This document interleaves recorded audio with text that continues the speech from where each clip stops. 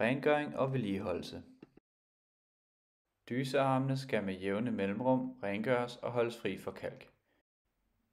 Du kan til dette formål anvende almindelig læreredike og en gammel tandbørste.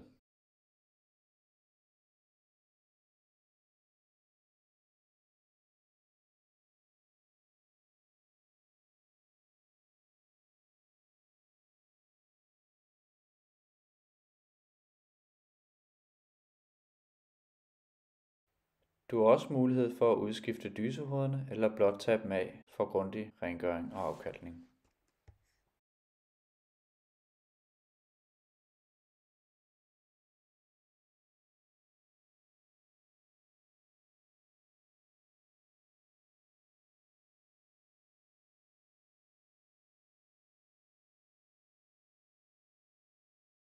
Brug en fugtig klud til rengøring under toiletsædet.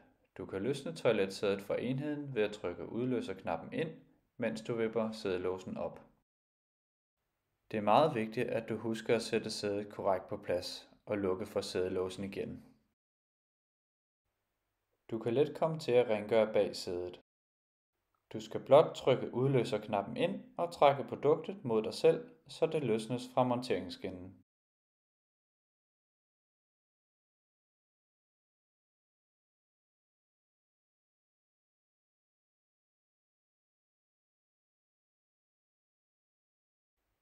Produktet skubbes nu tilbage i monteringsskinnen igen.